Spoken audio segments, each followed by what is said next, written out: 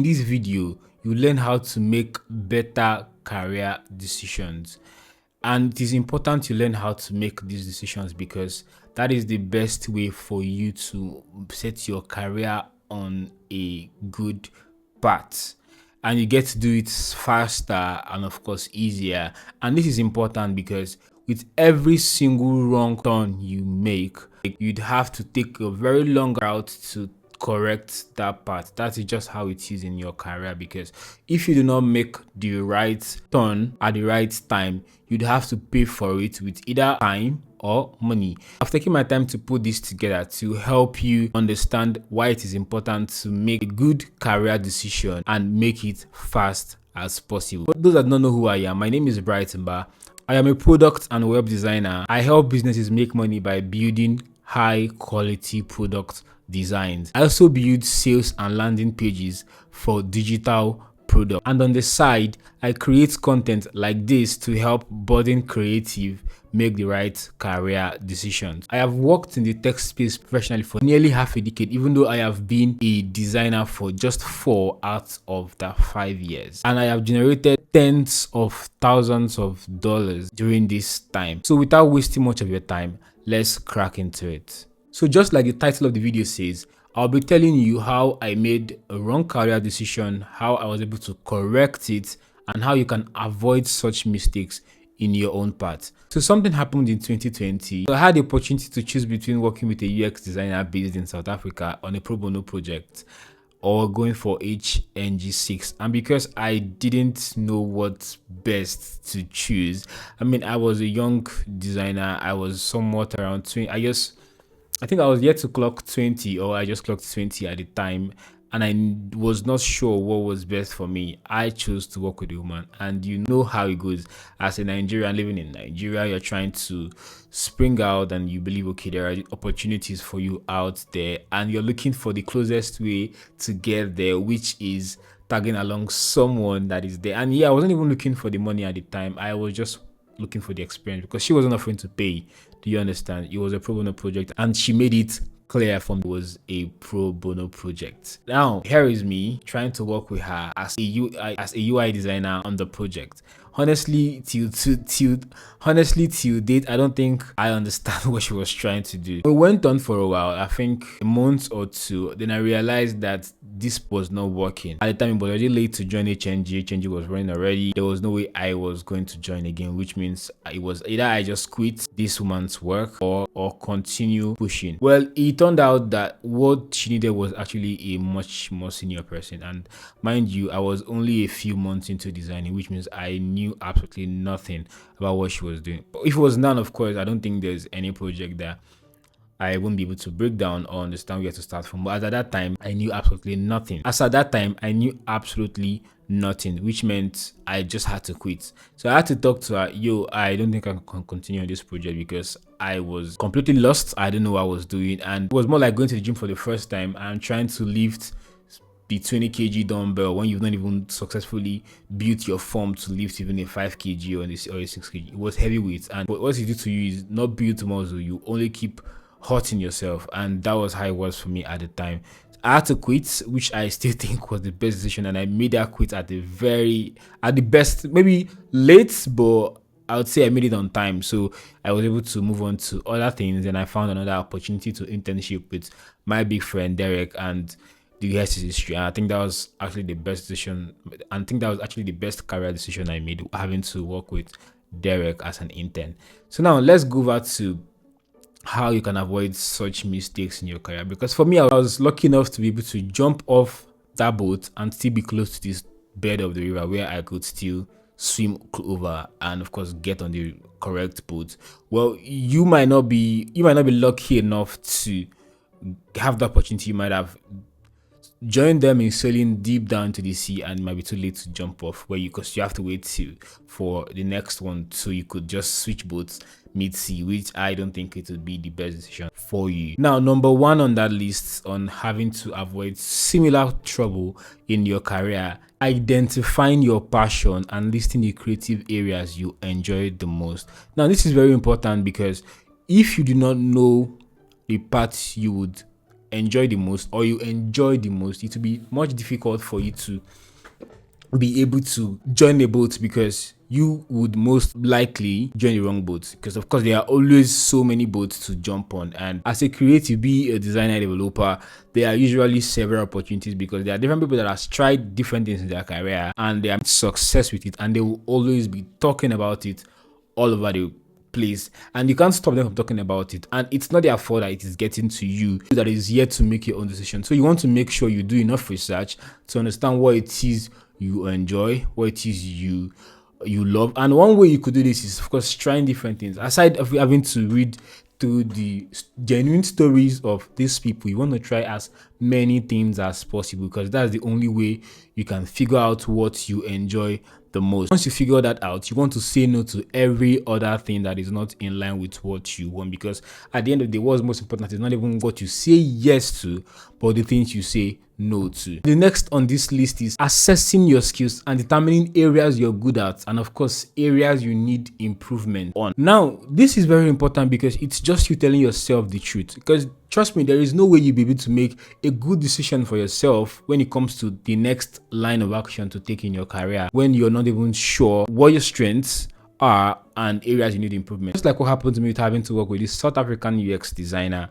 I was not even sure what the project was. I was just excited that, yo, I'm going to be working with a UX designer based in South Africa, at least outside Nigeria. Do you understand? And that was a very, very wrong way to think about these things. I wasn't even sure what the project was. I didn't get enough clarification. Then I didn't even take time to understand what it was that I was able to do, where I was good at, where I was poor at, if that particular project is the right one for me. And now that just blew up on my face. Yeah, she might see it as I was not motivated enough or I was not good enough. But if it was now that I had opportunity, definitely there is, first of all, it's going to be paid. That's first of all. Then secondly, I don't think there's any project that I can break down or work on at this point in my career.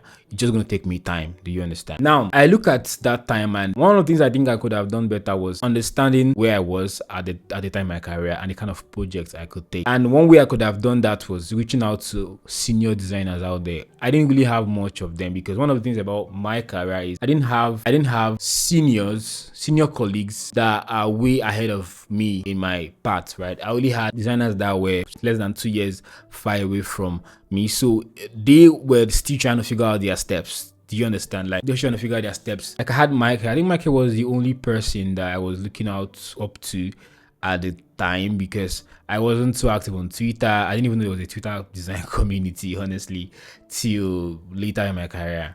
Now, imagine being in that space where the only people I could get ideas from were close to me and were not so far and probably not even experienced this. So, of course, the advice would be go for the SA person. We were all making that mistake together. Do you understand? So, it's always important to have someone that has walked the walk, and you come in, all you have to do is just tap from that person and run with it. So that's number 3 on that list, is set your long-term and short-term objective. Now, this is very, very important, because one of the ways you'd be able to filter out what is important to you and what is not important is when you have your objective, the things you're aiming for, the things you want to get out of your career in the short term and of course in long term. And one of the ways you could get this was looking out for public content creators. I would say the YouTube or Medium or whatever part where people get to talk about their experiences is a blessing to us, because it's one way you'd get to see people that have walked the walk and are sharing their experience. Then you could see, okay, do I want to be like this person? If yes, then I would want to model this person's career and see where it leads me to. Do I want to be like this person, Okay, I could pick up a few things from this person's, then work with, so long as they are not conflicting. So that is one way you could set your own objective, because while you're starting out, if you've not had previous careers, or say you're actually like myself, how it was for me when I was starting out, it will be more difficult for you to set goals, and you will just be all over the place because you're trying to pick this and eventually to blow off on your face if you're not careful. Probably some persons get lucky enough to run with something, but if you're not careful enough, it should blow up on your face, definitely. Number 4 on this list is networking with professionals, which is something I've said over and over again, right, in this video. It is very, very important that you network with people, because how else are you going to learn or know what is possible when you do not network with people? Now, I was listening to an interview by Zlatan Ibile, right, a Nigerian singer, and he said something. He said while they were growing up, they didn't have television, so the only thing they could do was go to viewing centers to watch football, and they were the only motivations they had. They never saw it was possible to be able to achieve something good out of life from where they were. But they just saw the footballers as done. So everybody was just hoping to become a footballer. It took him actually leaving that place and seeing a music video to understand that there's a life that could be luxurious and it doesn't have to follow one path. It's just how it works. If you do not see or hear people's story, there is no way you'll be able to put out or find out what is possible for you as a person. So you want to take your time, look at people, study people's path, and you're not saying you have to duplicate or copy just how they are doing it, but it's very important that you're able to look at people, see what they are doing, pick out what is unique to you or what resonates with you, and you run with it. That way you get yourself a good journey to run with. Number 5 on this list, gain experience with proper internship, freelance work, or personal project. Don't try to say because this person is in this particular place in the US or something, then you have to work with them, or because this person is close to you. No, that is not how it works. Now, I made that mistake by thinking because this person is South African and I'm trying to go global at that very small level that I was, then it was the best thing to do. That was wrong. You understand? That was totally wrong, and it was a very, very wrong way to do it. And I know there's somebody out there that's going to be making this same mistake. Hey, you don't work with that. Now, you want to work on personal project, freelance work, or internship that is in line with what you're doing, which is why some courses, they make it clear that this is beginner friendly, or this is for intermediate, or this is for seniors, right? You want to go for the ones that resonate with you, the junior ones, the ones for beginners, the ones that take you from the known to the unknown, right? Not going from the unknown trying to find unknown again, because you just be completely confused. Just like in my university days where we had to learn, I think in my year 1 I had to learn about, I think it was English, maths, chemistry, physics, before I started going over to deep down microbiology, ecology, and all of that, because I did environmental biology in school. Now what I did was taking us from the known to and connecting the dots down to the unknown. That way the unknown becomes known and we build up from there. Now that's what you want to do. Personal project you're working on, make sure it's of course very impactful. You're going to help you learn. Now this does not negate the fact that you want to challenge yourself, because it's only when you challenge yourself that you learn something new. You still do not want to go too far from where you at the moment. Just like going to the gym, just like the what I said earlier, going to the gym where you're trying to lift the 20 kg dumbbell instead of starting with maybe the 5 or 4, when you can build form and keep it growing from there. You're really going to hurt yourself in the long run, right? That's not challenge, that's you killing yourself. Now, the 6th and the most important on this list is evaluate opportunities by considering factors like job satisfaction, income, and growth potential. Now, this is very important because you do not want to be in a space where you're not growing, you're not making money, and you're not even satisfied. You're just going to be running in circles. So I'd love to leave you with 2 advice, right, aside the 6 points that I've given you on how you'd avoid making mistakes like I did earlier in my career. And the first is you need to learn how to stay flexible. It's very important to be flexible, because in this space where the competition is growing higher, even someone with 1 year, 2 years experience can even beat you even at 4 years or 5 years, if they are much more flexible and even much more curious. Yes, curiosity is the next point I was going to talk about, because you need to be very curious. Now, you want to be in a space where you're pushing yourself, right? Of course, not too far from where you can, of course, stop, but you want to push yourself enough to learn something new. So every single time you get to pick up your tool, your work tool, or whatever it is, you get to learn something new and you grow up from there. And the final advice I'd have for you, make a choice early enough and select a path that best suits your passion, your skills, and on what you intend to achieve on a long run, because that's how you're able to say no to so many other things and say yes to the one thing that matters, regardless of whatever path it is you are or whatever decision you're trying to make, be it in making what career path to follow, if you're in a career path already, what job to take, or if you should relocate or not, if you should. Yeah, you always want to consider what is important for you. What is that thing that makes sense for you as a person? I think this video is getting too long. I didn't intend to keep it too long, but I have to end it here. So if you have any questions, leave them for me in the comments, and don't forget to share, like, so YouTube can recommend this video to more people that will be interested in content like this. And of course, like I said earlier, subscribe. Please subscribe.